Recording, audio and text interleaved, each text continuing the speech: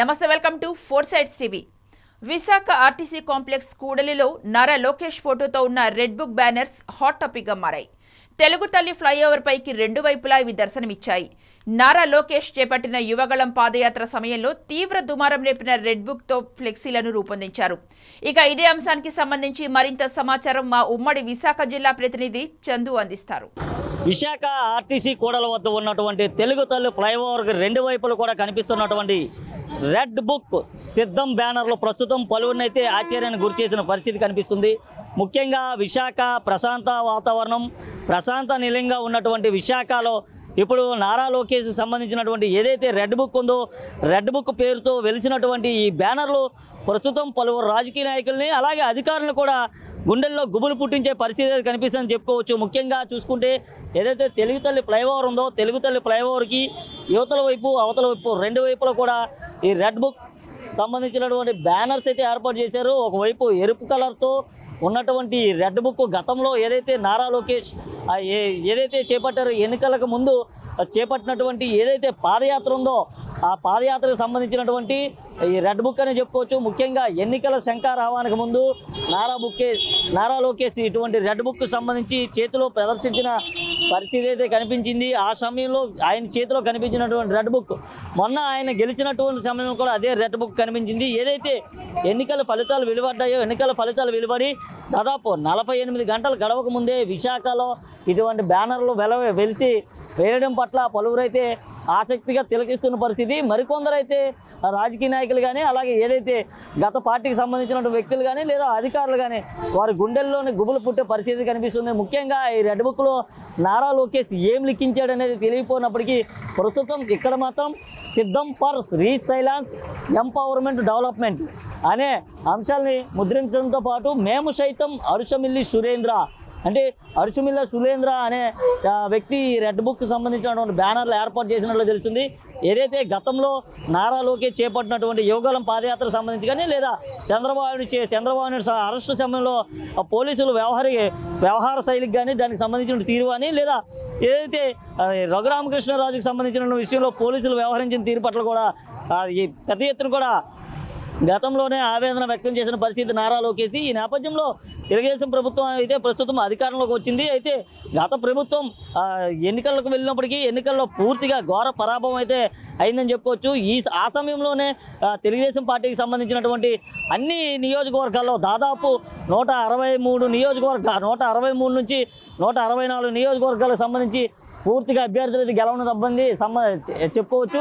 అయితే ఆ సమయంలోనే నారా లోకేష్ గెలిచిన వెంటనే అక్కడ రెడ్ బుక్ని అయితే ప్రదర్శించారు. ఇదే రెడ్ బుక్ని గతంలో నారా లోకేష్ కూడా తాను ఎక్కడెక్కడైతే పాదయాత్రకు సంబంధించినటువంటి యువగాలం పాదయాత్ర చేపట్టాడో అక్కడ ఆ రెడ్ బుక్ ఏదైతే సమావేశాలు జరిగాయో సమావేశాల్లో కూడా అక్కడ ఉన్నటువంటి రాజకీయ నాయకులు కానీ లేదా అధికారులు కానీ వారి పట్ల వ్యవహరిస్తున్న తీరుకు సంబంధించి నారా లోకేష్ అయితే అదే రెడ్ బుక్ని ప్రదర్శించడం జరిగింది. ప్రతి ఒక్కరిని కూడా గుర్తుపెట్టుకుంటాం. ఈ రెడ్ బుక్లో మీ పేర్లు సువర్ణ అక్షరాలతో లిఖించబడ్డాయంటూ కూడా గతంలో నారా లోకేష్ అయితే చెప్పిన పరిస్థితి కనిపించింది. ఈ నేపథ్యంలో ఇక్కడ ఏదైతే తెలుగుదేశం ప్రభుత్వం అధికారంలోకి వచ్చిందో అధికారంలోకి వచ్చిన వెంటనే ఇక్కడ బ్యానర్లు అయితే వెళ్ళడం జరిగింది. విశాఖ ఆర్టీసీ కూడలంటే అతిపెద్ద కూడలి. నగరానికి ఏ వాహనం వచ్చినా సరే ఈ రహదారి గుండా రావాల్సిన పరిస్థితి అయితే ఉంది. ముఖ్యంగా ఇదే రహదారి గుండా రావాలి. ఇదే రహదారి గుండా నగరం నుంచి బయటకు వెళ్ళే రహదారి.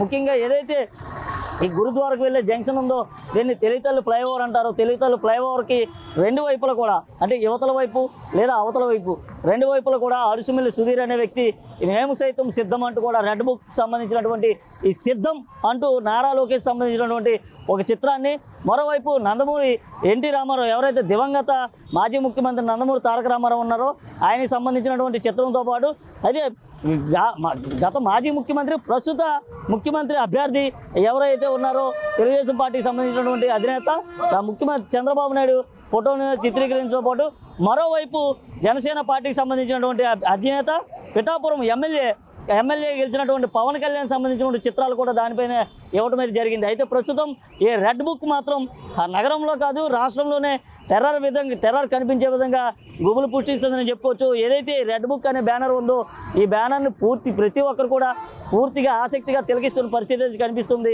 ఎందుకంటే అసలు రెడ్ బుక్ అంటే ఏంటి, ఈ రెడ్ బుక్లో ఎవరెవరి పేర్లు ఉన్నాయనేది ప్రస్తుతం సందిగ్ధంగా మారిపోయినటువంటి పరిస్థితి అని చెప్పుకోవచ్చు. ఎందుకంటే నారా లోకేష్ అసలు రెడ్ బుక్ని ఎందుకు ప్రదర్శిస్తున్నారు, నా యువగలం పాదయాత్రలో అసలు నారా లోకేష్ ఈ రెడ్ బుక్ అనే అంశాన్ని ఎందుకు పైకి తీసుకొచ్చారనే అంశం అయితే ప్రస్తుతం కూలంకుశంగా చర్చించుకోవాల్సిన పరిస్థితి ఏదో ఉంది.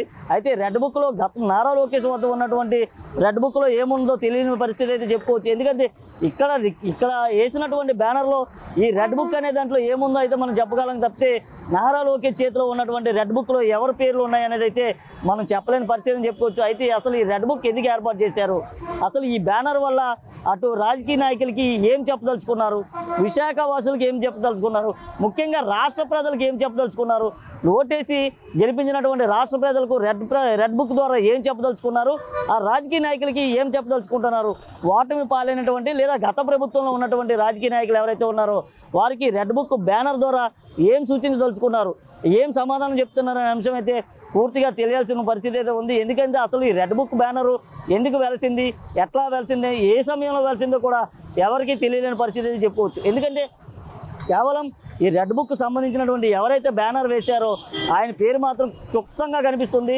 మేము సైతం అరుసుమిల్లి సురేంద్ర అంటూ కూడా ఆ పేరైతే మన కెమెరామెన్ మీకు చూపించే ప్రయత్నం చేస్తున్నాడు.